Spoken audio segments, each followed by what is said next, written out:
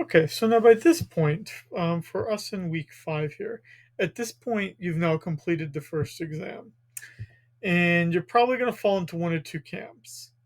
You're either going to be a person who, after this first exam, thinks, wow, this course is really easy.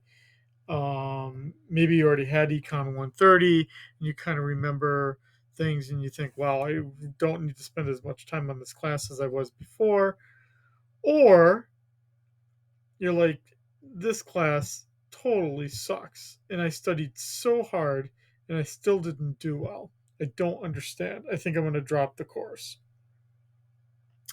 Um, the only thing I can say to you, and I say this based on um, 17 years experience. Jeez, I've been teaching for 17 years now.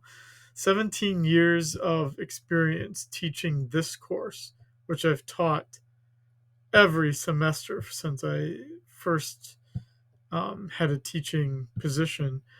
Um, the first exam does not determine very much.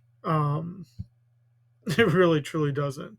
Um, it's good to have the first exam done and be over that little bit right there, but the material that you're learning about here in week 5 with chapter 10, it's related but it's unrelated to the earlier chapters. So it's not like biology or chemistry where the chapters build from one another.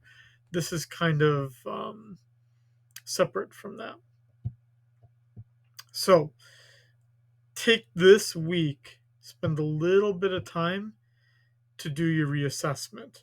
What did I do right? What did I do wrong about how I've done the past 4 weeks?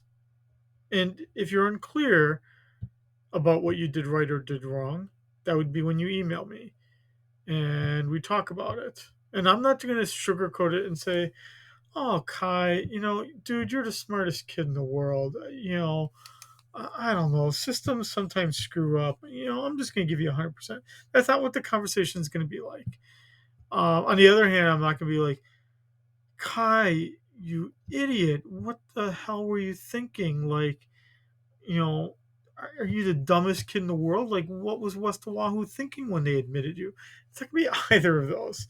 Um, it's just going to be a truthful assessment of where we're at. And there's not really any reason why at the end of that conversation I would ever say, I think you should drop the class at this point. The only time I would say that is if you said, you list all these commitments that you have and it's clear you're not going to be able to put the time into it. That's when I would then tell you, um, you need to maybe think about not taking the course. But I'm not going to tell you to not take the course because you did poorly on the first exam. All we'll do is just reassess how you're preparing. At this point, too, with week 4 being completed, you'll have your analysis papers graded. Read those carefully and look at my comments for their structure, um, because I'll be expecting with analysis 4 and the other analysis papers that you've read those comments and responded appropriately.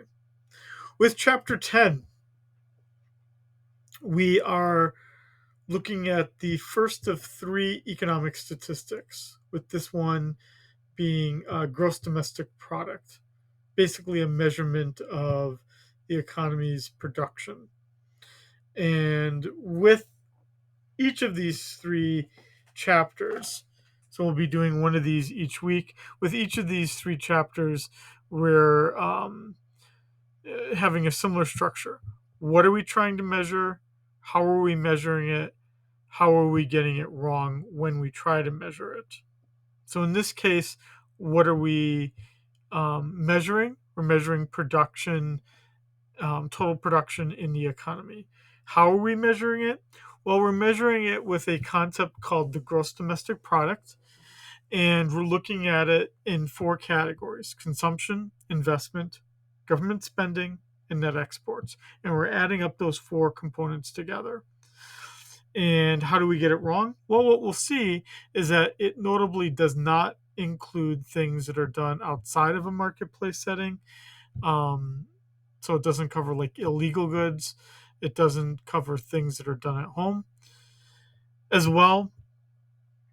The GDP doesn't include intermediate goods.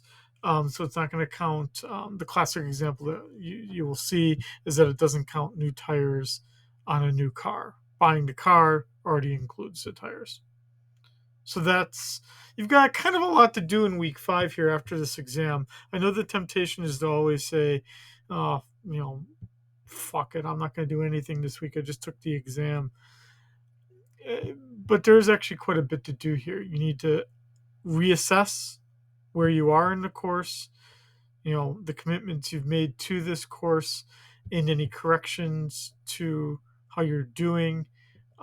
This would be the time to reassess.